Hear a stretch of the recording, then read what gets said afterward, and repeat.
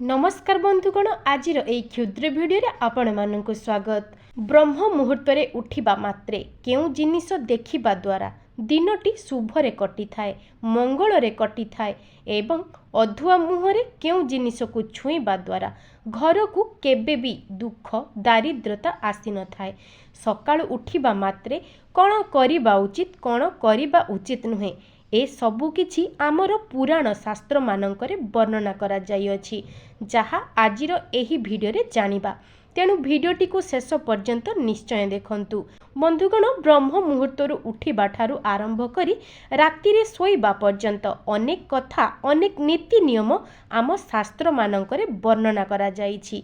एहाकु प्रत्येक मनुष्य पालन करिबा उचित, जहा द्वारा कि आमर मंगल होई थाए। ब्रह्म मुहूर्त उठिबा द्वारा शरीर सुस्थ रही थाए एवं आयुरे मध्य वृद्धि होई थाए। आम शास्त्र रे वर्णना करा जाईछि राति रे जल्दी सोइबा उचित एवं प्रभातरु जल्दी उठिबा उचित। ब्रह्म मुहूर्त निद्रा भंग हेले बहुत भल। प्रत्येक दिन ब्रह्म मुहूर्त उठिबा उचित।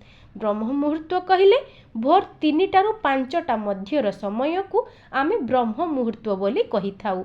एही समय रे उठिबा द्वारा आपण माने जहा भी किछि चाहिबे ताहा निश्चय करि पारिबे एवं एहा द्वारा आपण मानकर ही मंगल होई थाए। ब्रह्म मुहूर्त उठिबा द्वारा दिन रे डेरी रे उठिबा द्वारा आपण आपणकर नित्य कर्म को भी ठीक भाबरे करि पारंती नाही। नित्य कर्म को भी आपण माने तरबर होई करिथांती। सकाळु जल्दी उठिबा द्वारा आपण आपणकर नित्य कर्म एवं अन्यान्य काम को सुरुखुरे एवं भल भाबरे करिथांती। स्नान करि सारी ठाकुरंको पूजाटी करिवे, से भी शांत प्रफुल्लित मनरे करिथांती।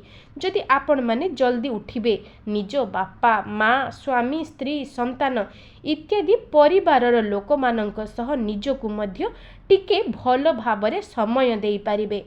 तेणु आम शास्त्र कहे जो व्यक्ति प्रत्येक दिन ब्रह्म मुहूर्तरु निद्रा को त्याग करी तार सबु कर्म करि थाए ताकू समस्त कर्मर फल प्राप्ति होई थाए। किंतु जो व्यक्ति ब्रह्म मुहूर्त उठी नाही तार समस्त कर्मफल समस्त पुण्य फल नष्ट हो जाई थाए। तेणु प्रत्येक मनीष ब्रह्म मुहूर्त उठिबा उचित। तेबे बंधुगण, चलंतु जानिबा ब्रह्म मुहूर्त उठी कौन कौन देखिले दिनटी मंगलमय होई थाए, शुभरे कटि थाए एवं सकाळ सकाळ उठिबा मात्रे केउ केउ जिनिस को छुईबा मात्रे दिनटी भलरे कटि थाए एवं जीवन रे लागि रहितिबा समस्या गुड़िक मध्य दूर होई जाई थाए। धन आगमनर विभिन्न मार्ग खोली जाई थाए। स्वयं माँ लक्ष्मींकर घरे बास होई थाए। माँ लक्ष्मी को कृपारु केबे हेले घरे धन और अन्नर अभाव होई न थाए। तेबे जानिबा पूर्वरु आपण माने जदि मो चैनल रे नुआ करी आसीचंती आपण माननकु विनम्र अनुरोध करूछि, दया करी चैनल टी को सब्सक्राइब करि दियंतु एवं पाखरे थिबा बेल आइकन टी को क्लिक कर दियंतु। आपण माने जदि ए पर्यंत वीडियो टी को लाइक करि नाहंती दया करी वीडियो टी को लाइक करिबा सह कमेंट बॉक्स रे जय मां लक्ष्मी अवश्य लिखि दियंतु। बंधुगण, शास्त्र अनुसार ब्रह्म मुहूर्त रे शଯ୍ୟା त्याग करिबा मात्रे सर्वप्रथमे निज हाथर पापुली को देखिबा उचित। तेणु आपण माने शଯ୍ୟା त्याग करिबा परे सर्वप्रथमे निज हाथर पापुली को भल भाबरे देखंतु। काहे कि ना आम शास्त्र कहे कराग्रे बसते लक्ष्मी कर मध्ये सरस्वती कर मूले तु गोविंद प्रभाते कर दर्शनम।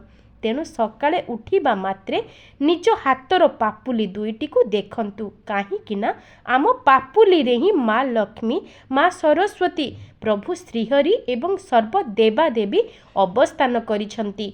एही हाथ पापुली ही आमर भूत भविष्यत को कहि थाए।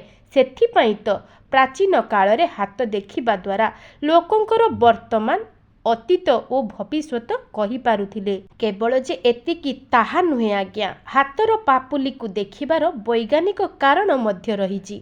हाथ रे थिबा अर्ध चंद्राकार रेखा और छोट आंगुठी बा जाहाकु कि आमे कानी आंगुठी बोली कहि थाउ ता तळे थिबा दुईटी रेखा, ए दुईटी जाक रेखा जदि समान थाए तଳ ଉପର होई नाही तो ताहेले जानिबे आपणकर पेट संबंधित कौनसी भी समस्या किछि भी नाही।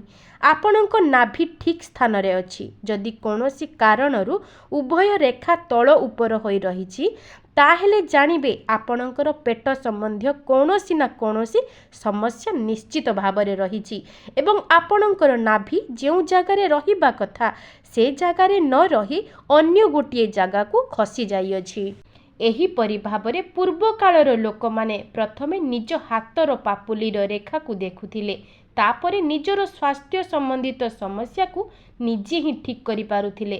ଦ୍ୱିତୀୟରେ ଶଯ୍ୟାକୁ ତ୍ୟାଗ କରିସାରିବା ପରେ ଭୂମିରେ ପାଦ ରଖିବା ପୂର୍ବରୁ ଭୂମିକୁ ସ୍ପର୍ଶ କରି ତାକୁ ପ୍ରଣାମ କରିସାରି ତାପରେ ଆପଣମାନେ ପାଦ ରଖନ୍ତୁ। କାହିଁକି ନା ଏ ବିଷୟରେ ଆମ ଶାସ୍ତ୍ର କହେ, ସମୁଦ୍ର ବସନେ ଦେବୀ ପର୍ବତ ସ୍ତନମଣ୍ଡଳେ ବିଷ୍ଣୁ ପତ୍ନୀ ନମସ୍ତୋଭ୍ୟାମ୍ ପାଦସ୍ପର୍ଶମ କ୍ଷମସ୍ୱମେ।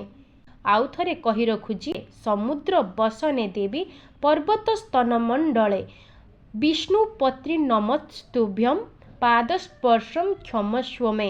ଅର୍ଥାତ୍ ଭୂମି ହିଁ ସ୍ୱୟଂ ମା ଲକ୍ଷ୍ମୀ ଅଟନ୍ତି। ସମସ୍ତ ଜୀବଜଗତକୁ ପାଳନ କରିବା ଉଦ୍ଦେଶ୍ୟରେ ଧରିତ୍ରୀ ରୂପରେ ମା ଲକ୍ଷ୍ମୀ ବିରାଜମାନ କରୁଛନ୍ତି। ଆମକୁ ମା ଲକ୍ଷ୍ମୀ ରକ୍ଷା କରୁଛନ୍ତି, ଆମକୁ ପାଳନ କରୁଛନ୍ତି। ତେଣୁ ଭୂମିକୁ ସ୍ପର୍ଶ କରି ପ୍ରଣାମ କରିବା ଦ୍ୱାରା ମା ଲକ୍ଷ୍ମୀଙ୍କର ଆଶୀର୍ବାଦ ସଦାସର୍ବଦା ଆମ ସହ ରହିବ। ଆମର କେବେ ହେଲେ ଧନ ସମ୍ବନ୍ଧିତ ସମସ୍ୟା ଦେଖାଦେବ ନାହିଁ। ପରିବାରର ସମସ୍ତ ସଦସ୍ୟଙ୍କ ଉପରେ ମା ଲକ୍ଷ୍ମୀଙ୍କ ଆଶୀର୍ବାଦ ରହିବ। ତେଣୁ ବନ୍ଧୁଗଣ, ଭୂମିକୁ ସ୍ପର୍ଶ କରି ତାକୁ ପ୍ରଣାମ କରି ପାଦ ରଖିବା ଉଚିତ। ଆପଣ ଭୂମି ସ୍ପର୍ଶ ମନ୍ତ୍ର ଉଚ୍ଚାରଣ କରି ଯଦି ସକାଳେ ପାଦ ସ୍ପର୍ଶ କରିବେ ତାହେଲେ ଆଜ୍ଞା ଆପଣଙ୍କର ହିଁ ମଙ୍ଗଳ ହେବ। ତେବେ ବନ୍ଧୁଗଣ, ଶଯ୍ୟା ତ୍ୟାଗ କରିବା ପରେ କେଉଁ ପାଦଟି ପ୍ରଥମେ ଭୂମି ଉପରେ ରଖିବା ଦ୍ୱାରା ଦିନଟି ଆପଣଙ୍କ ଭଲରେ କଟିଥାଏ, ଆସନ୍ତୁ ଜାଣିବା। ଆମ ଶାସ୍ତ୍ରରେ କୁହାଯାଇଛି କି ରବିବାର, ମଙ୍ଗଳବାର ଓ ଶନିବାର ଏହି ତିନୋଟି ବାରରେ ଡାହାଣ ପାଦକୁ ପ୍ରଥମେ ତଳେ ରଖିବେ ଓ ସୋମବାର, ବୁଧବାର, ଗୁରୁବାର ଓ ଶୁକ୍ରବାରରେ ବାମ ପାଦକୁ ଆଗ ରଖିବେ। ବନ୍ଧୁଗଣ, ଯାହାଦ୍ୱାରା କି ଆପଣଙ୍କର ଦିନଟି ଶୁଭରେ କଟିବ। ତାପରେ ପିତାମାତାଙ୍କର ଦର୍ଶନ କରନ୍ତୁ ଏବଂ ତାଙ୍କର ପାଦକୁ ସ୍ପର୍ଶ କରି ତାଙ୍କୁ ପ୍ରଣାମ କରନ୍ତୁ। ଶାସ୍ତ୍ର ଅନୁସାରେ କୁହାଯାଏ, ପିତାମାତାଙ୍କ ପାଦ ସ୍ପର୍ଶ କରିବା ମାତ୍ରେ ଚାରିଧାମର ଭୂମିକୁ ସ୍ପର୍ଶ କରିବା ଠାରୁ ଅଧିକ ପୁଣ୍ୟ ପ୍ରାପ୍ତ ହୁଏ। ଚାରିଧାମର ଦେବତା ଦର୍ଶନ କରିବା ଠାରୁ ଅଧିକ ଧର୍ମ ଅର୍ଜନ ହୋଇଥାଏ। ତେଣୁ ପ୍ରତ୍ୟେକ ଦିନ ପ୍ରଭାତରୁ ଉଠି ସର୍ବପ୍ରଥମେ ପିତାମାତାଙ୍କର ପାଦ ସ୍ପର୍ଶ କରି ତାଙ୍କର ଆଶୀର୍ବାଦ ନିଶ୍ଚୟ ନିଅନ୍ତୁ। ବନ୍ଧୁଗଣ, ଏ ସଂସାରରେ ପିତାମାତା ହେଉଛନ୍ତି ଆମର ଚଳନ୍ତି ଦେବତା। ତାଙ୍କୁ ପ୍ରଣାମ କରି ତାଙ୍କର ଆଶୀର୍ବାଦ ନେବା ଦ୍ୱାରା ଆମର ଦିନଟି ମଙ୍ଗଳମୟ ହୋଇଥାଏ। ଆପଣମାନେ ତାଙ୍କର ଆଶୀର୍ବାଦ ନେଇ ଦିନର ଆରମ୍ଭ କରନ୍ତୁ।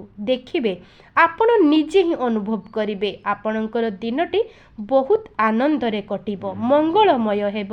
ତେବେ ସକାଳୁ ଉଠିବା ପରେ କେଉଁ ଜିନିଷ ଦେଖିବା ଦ୍ୱାରା ଆମ ପାଇଁ ଦିନଟି ଶୁଭ ଓ ମଙ୍ଗଳମୟ ହୋଇଥାଏ, ଏବେ ତାହାକୁ ଜାଣିବା।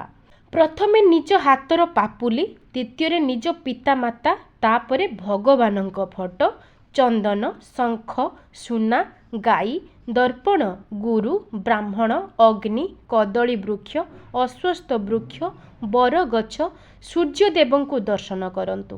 ଚେଷ୍ଟା କରନ୍ତୁ ପ୍ରତ୍ୟେକ ଦିନ ଏସବୁର ଦର୍ଶନ କରିବା ପାଇଁ। ବନ୍ଧୁଗଣ, ଏସବୁ ଯଦି ଆପଣମାନେ ବ୍ରହ୍ମ ମୁହୂର୍ତ୍ତରେ ଉଠି ଦର୍ଶନ କରୁଛନ୍ତି, ଆଜ୍ଞା ବିଶ୍ୱାସ କରନ୍ତୁ ନିଶ୍ଚିତ ଭାବରେ ଆପଣଙ୍କର ଦିନ ଶୁଭରେ କଟିବ, ମଙ୍ଗଳମୟ ହେବ। ତେବେ ସକାଳୁ ଉଠିବା ମାତ୍ରେ ଯେଉଁ ସବୁ ଜିନିଷକୁ ଛୁଇଁବା ଦ୍ୱାରା ସବୁକିଛି ଶୁଭ ଓ ମଙ୍ଗଳମୟ ହୋଇଥାଏ।